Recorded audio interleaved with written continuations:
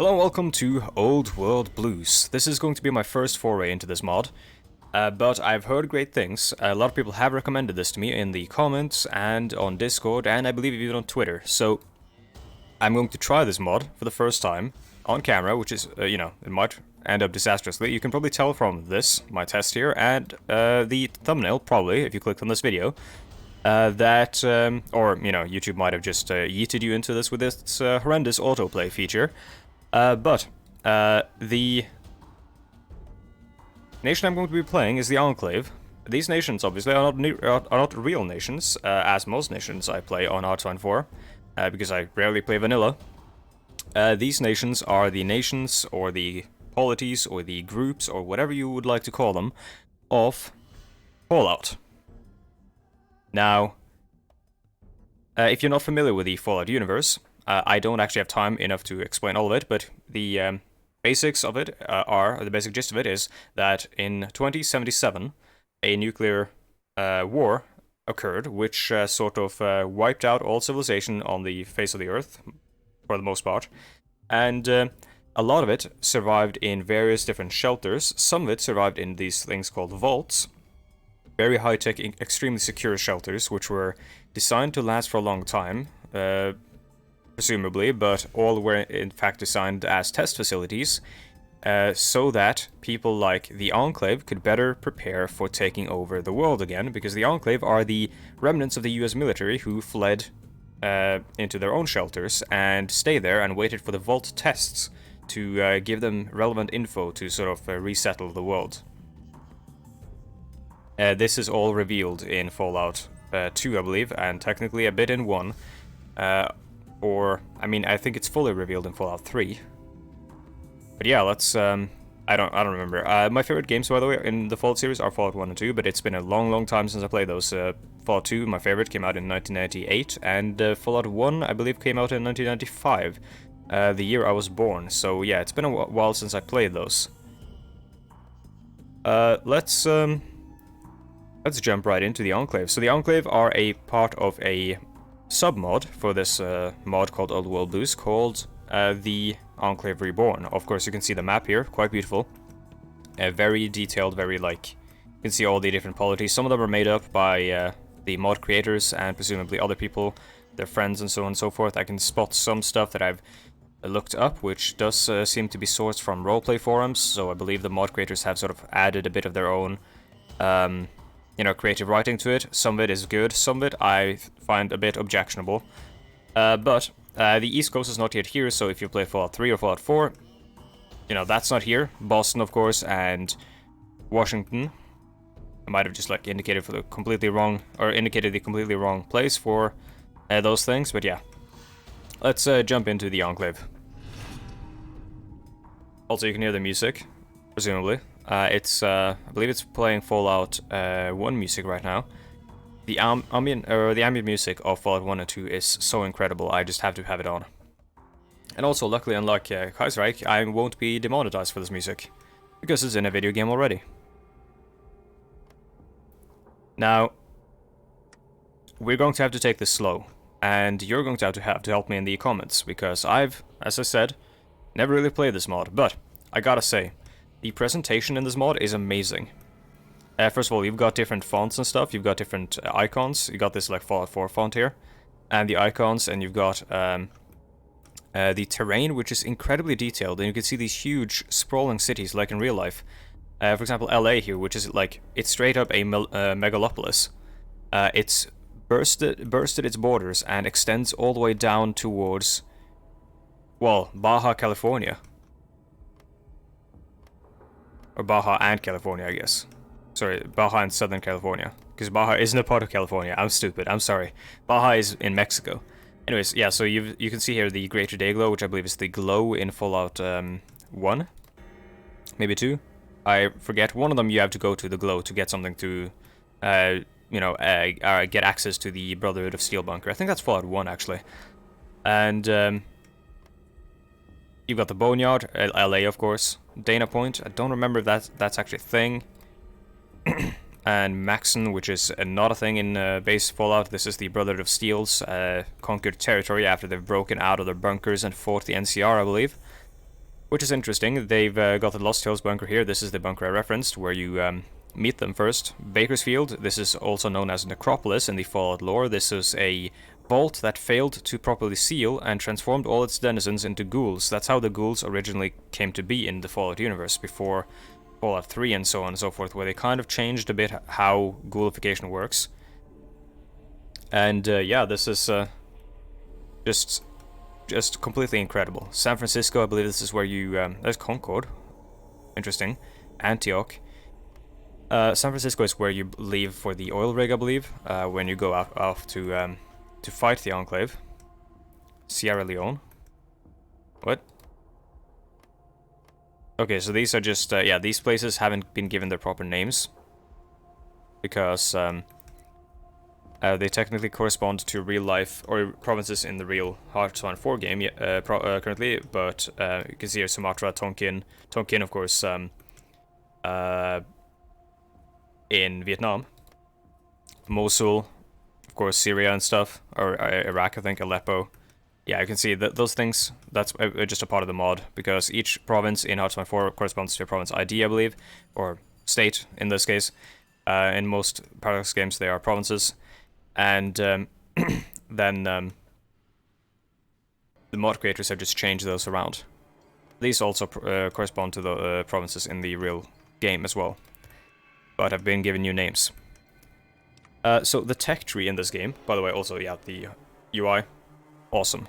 Old Fallout 1 and 2 UI, I believe this is actually Fallout 1 UI. But the tech tree has been changed a lot as well. You can see here, the weapons and whatnot, completely different. Again, there's some stuff here I find objectionable as well. For example, technically this is mutually exclusive. We start with basic energy weapons because we are the Enclave and they are primarily known for using energy weapons, but as the Enclave we can't use pre-war infantry kit, which is literally what the Enclave are meant to be using to an extent, and we can't... Well, improved pre-war infantry tech. They are one of the few factions that retain the ability to create pre-war technology. But yeah, the idea that the use of ballistic weapons and the use of energy weapons needs to be mutually exclusive doesn't make any sense to me. Rather, you should have to create specific equipment for the different types of troops, which makes it more beneficial to keep them to only go down one, because then you don't have to maintain dual production lines, right? That doesn't make much sense to me, but that's the mod creators. You could have, you know, stuff that gives bonuses to the different types, as doctrines, for example. As parts of doctrines, like you could have... So let's have a look at the doctrines, which are also new. You could have a part of the Refined Warfare doctrine that specifically helps energy weapons. Maybe. But, kind of like how Maneuver Warfare, Maneuver Warfare in the base game has stuff for motorized, mechanized, and tanks.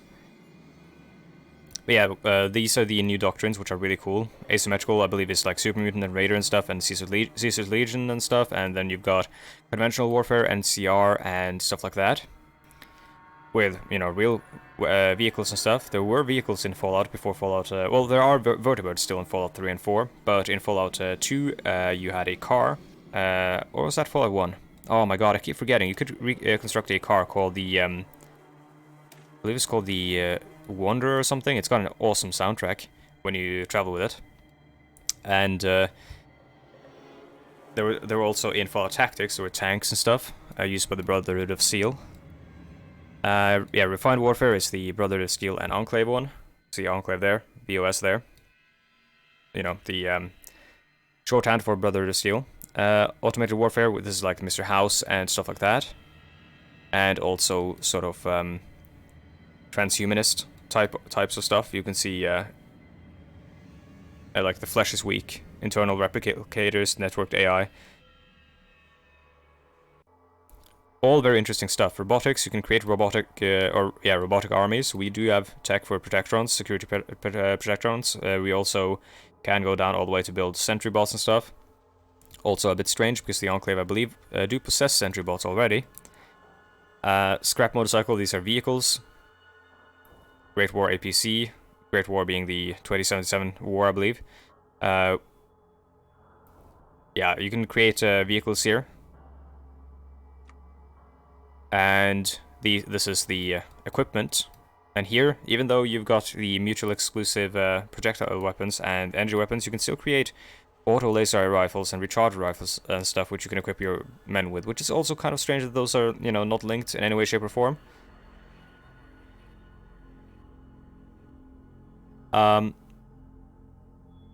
Healing powder, refined mixture, stim pack. For some reason, the Enclave does not have stim packs. There's a lot of stuff like this, which I find doesn't make much sense, but maybe it'll make much more sense once we get into it. Maybe we'll just be given some of the tech. Maybe it just isn't unlocked to begin with, which would also be weird. Yeah, because the Enclave are meant to have advanced combat armor and stuff, I think, to begin with. There's a lot of, yeah, a lot of strange stuff when it comes to the tech, but not to shit too much on the tech. Let's actually just go with my standards. Also, Ohm's law. We have advanced power armor, advanced electronics, helicopter stuff, but we don't know Ohm's law, which is literally what you're taught the first time you start learning about electronics. I know because I was studying to become an electrician before I decided I would become a historian instead and went to university. If I became an electrician, I would have had a decent job and been making some money for a few years now, instead of studying at university for 4+ years right now without making any money. But you know, enough about me. Let's see.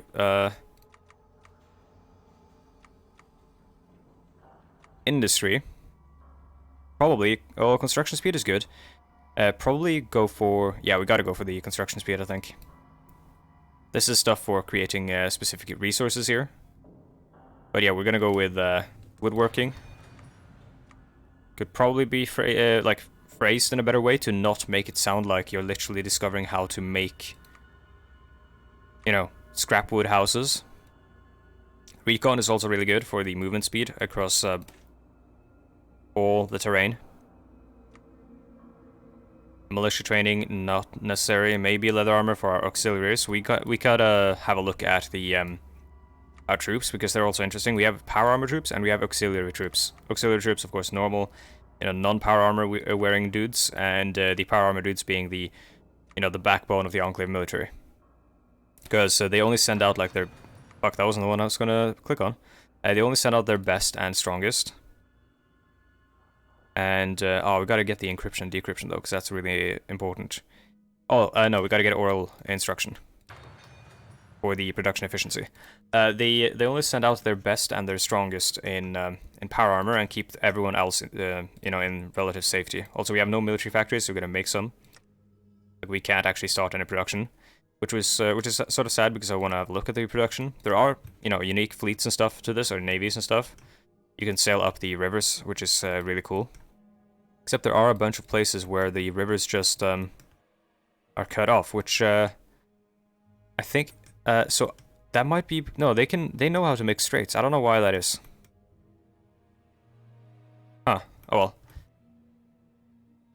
well. The cities are really cool because they have they use a concept, I believe, invented by a mod creator who made a mod called Thicker Cities, which basically creates multiple zones for a city, so you actually have to fight through it over longer periods of time, kind of like Stalingrad. So you can have like really long, cool battles where you have to capture individual districts and such. Like New Reno here has a bunch of districts, Carson City as well. Let's have a look at, because a lot of you might be familiar with New Vegas. Here's New Vegas, Las Vegas, of course, in real life, ran by Mr. House. Don't know who what Ashton is. Hopeville. There's Elijah of the Mojave chapter of Brotherhood of Steel, or of the Brotherhood of Steel. Raider Council, this is Mojave Raiders. Nipton, Scorpions, Vault 3, Fiends. Boulder City. Dam Busters, interesting.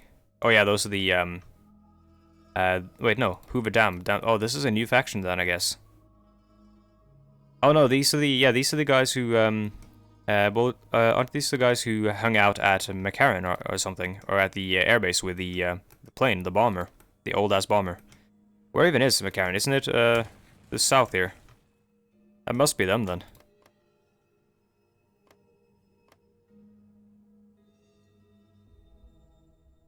Anyways, National focus trees are also really interesting. You start with a bunch of short ones, which I believe you use to sort of decide your. Well, that's final boss of Fallout 2, Frank Horrigan, I think. But you use the. By the way, the focus trees are fucking huge. You use the first couple of small focus choices here to, I believe, set up the backstory for your faction, what actually happened. Because obviously, when you play the games, you create the lore yourself, but that can be different from different playthroughs of Fallout. I'm gonna create a couple of armies here. The armies in this are really small. The amount of manpower used for one, for this army, which would probably take some like 15,000 or 12,000 and 12,500 maybe in Hydra 4, takes up manpower. Where is it? All of I can't fucking find it. There we go, 200. I think 200 men, and these guys are 125 men each for this. It's really interesting with these like smaller armies and stuff. Of course, the New California Republic operates more like a traditional nation in Hearthstone 4 with its own standing. Well, it's got its standing army in its rangers, and I believe it also has like a conscripted army as well. That, you know, they conscripted on like a tour basis, so like a tour of 1 year or whatever. They sign a contract, so on and so forth, kind of like the U.S. military. There's a cool feature here with where you can play off the intros of the individual games, where they tell you about, you know, the world. You know, war never changes, Ron Perlman, etc., etc. Yeah, let's honestly just unpause. I'm gonna speed up a little bit, unpause, and we'll see what events pop.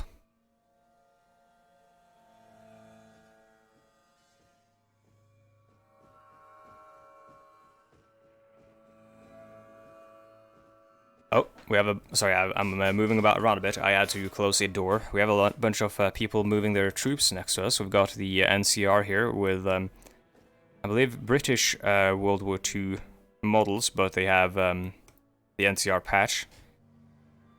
These guys, the Den. Don't actually know who they are. Oh, that's Klamath. Wait. Yeah, Klamath. Oh, who was Klamath? Klamath was a...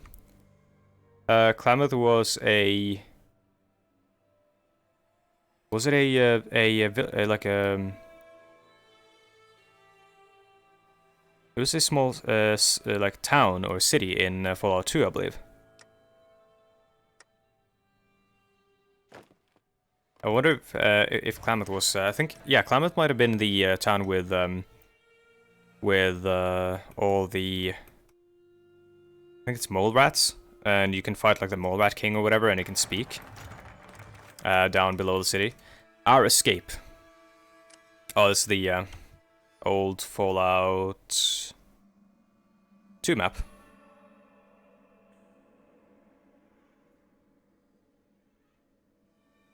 Bear with me while I take a drink.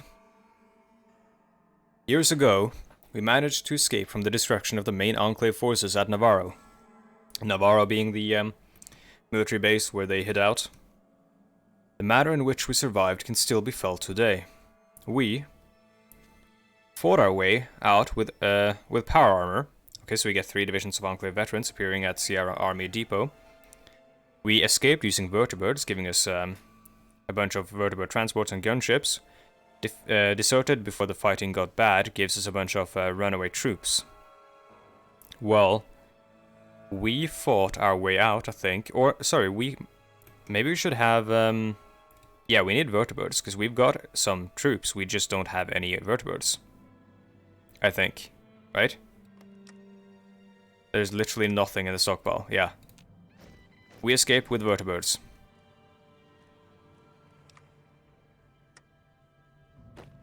Now, nothing in the stockpile either. Interesting. Do we need to build an airport for... yes, we do. Fuck. Probably ill-advised for me to do that. But now we have available planes in the reserve. We gotta make a vertibird thing. In the lair of the bear. We are on the very borders of the NCR, a rogue nation occupying American soil. We cannot deny that they would destroy us if they become fully aware of our existence. Luckily for us, the bear is blind, weakened by bureaucracy, infighting, and an ineffectual leader. With the right efforts made, we can hide under the very nose of the NCR until we are strong enough to reveal our plans, but we cannot keep them in the shadows forever. It will become harder and harder to conceal ourselves as time goes on. Our time will come soon. Unlocks the hide activities from NCR decision. This allows you to spend political power to keep the NCR from mobilizing against you. The cost of the decision will increase by 10 political power every time you use it. Oh, that's really cool. That's a cool mechanic. There's a lot of cool mechanics with decisions here, like these, which give you political power for a trade-off. It's kind of like an EU4 or Crusader Kings 2 kind of decision, or Victoria 2 type of decision. I really like that kind of design. It's interesting to try to add that to Hearthstone 4. I haven't seen anyone try to do that before. Don't see any hide ourselves from NCR decisions, but... Oh, there it is. Hide activities. So for 60 days... Oh, effective not selected within 60 days, we will have a crisis on our hands. So if we don't do this, we get attacked.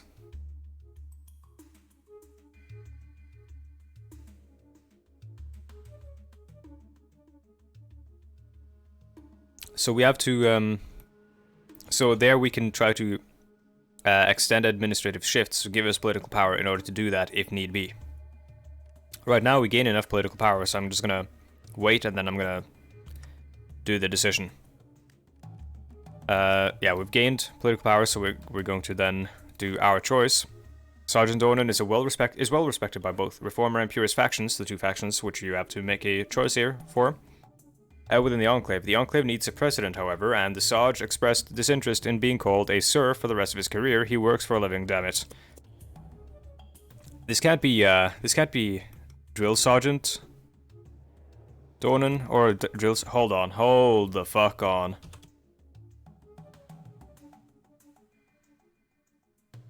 Oh my god, it is.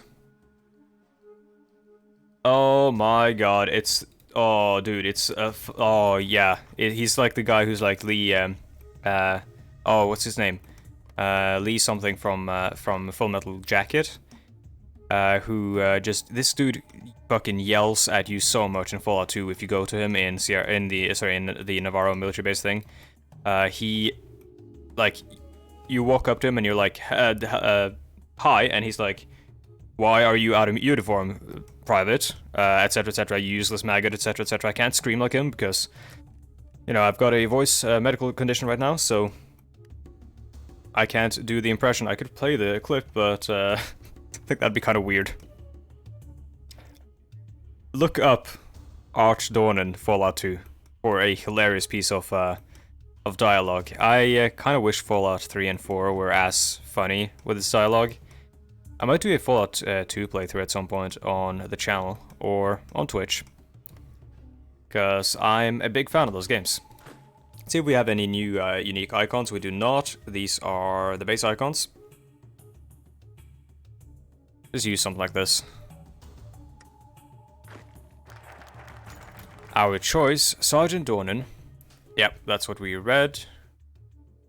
It appears... Okay, so the... Purists have selected Franklin Anderson as their candidate, while the Reformers are led by Douglas Granite. It appears that the Purist faction has the advantage, but the support of the Sarge could still tip the scales in favor of the Reformers. So I'm thinking, here's my first time I'm playing this, I'm not going to do anything weird, I'm not going to try to go down a path that feels a bit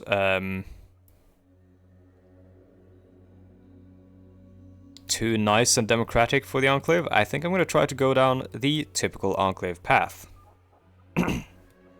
Also, I played a bunch of very, like, admirable and, you know, quote-unquote nice nations lately on Hearthstone 4, so today I want to be the bad guy.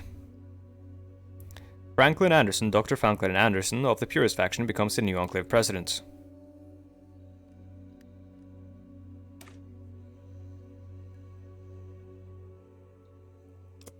Now he chooses past, apparently.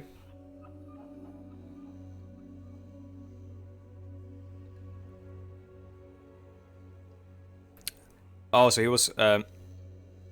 He was involved with the FEV experiments at Mariposa, which created the super mutants. He seeks to finish what he and his colleagues started 4 decades ago: the eradication of the mutant menace that dares that dares to tread upon American soil. Alright then.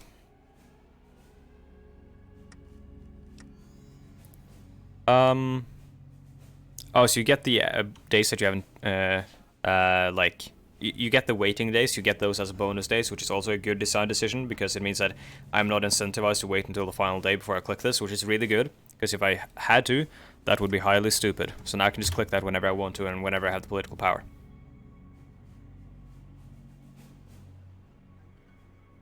That's smart. That's very smart.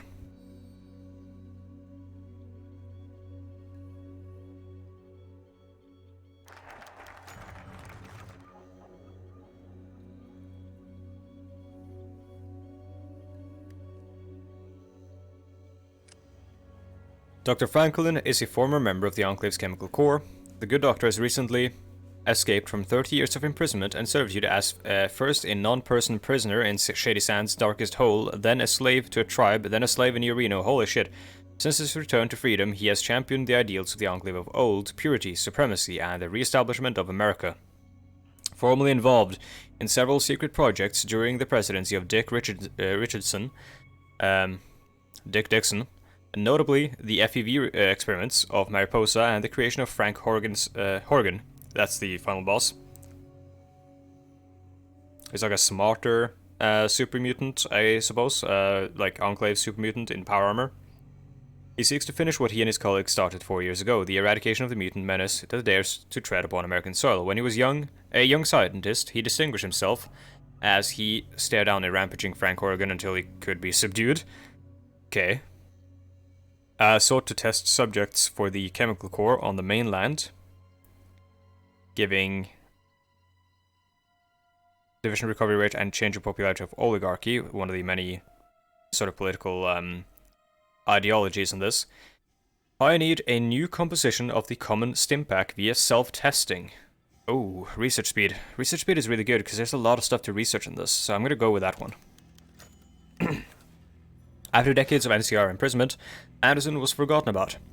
He was one of many undocumented prisoners at the NCR bureaucracy, moved from prison to prison until eventually an enterprising warden sold him and other unmarked prisoners into slavery to so the Kemmel Station gains Annex War goal against Kemmel Station, plus a research bonus for field hospitals, or the 80s gains Annex War goals against the 80s and 3 times research bonus for vehicles.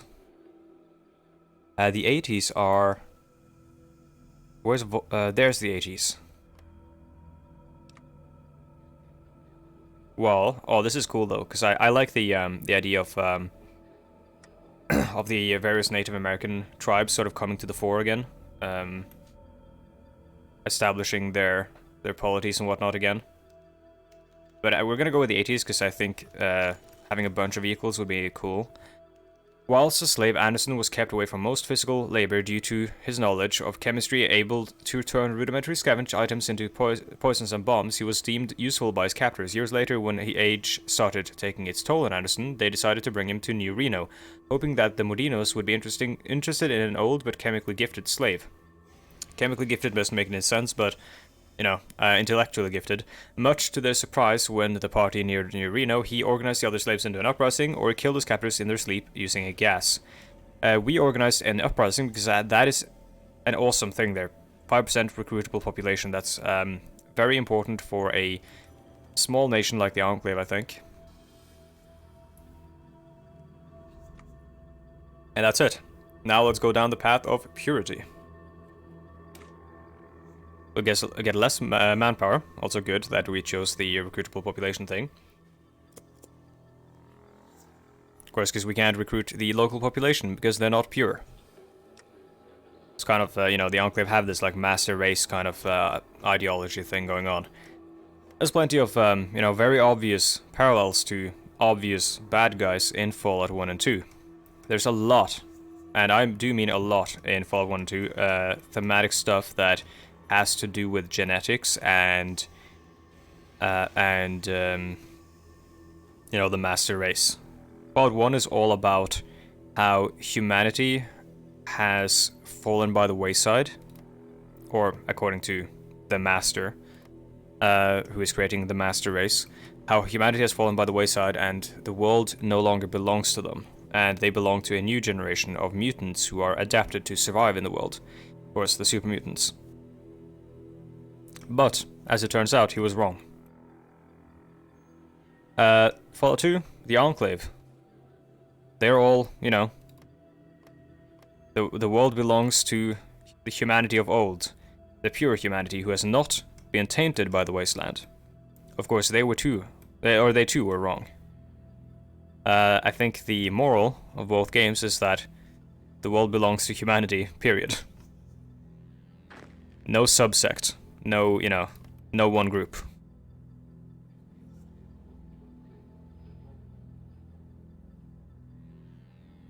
Of course, we didn't play Fallout 2, because we lived it.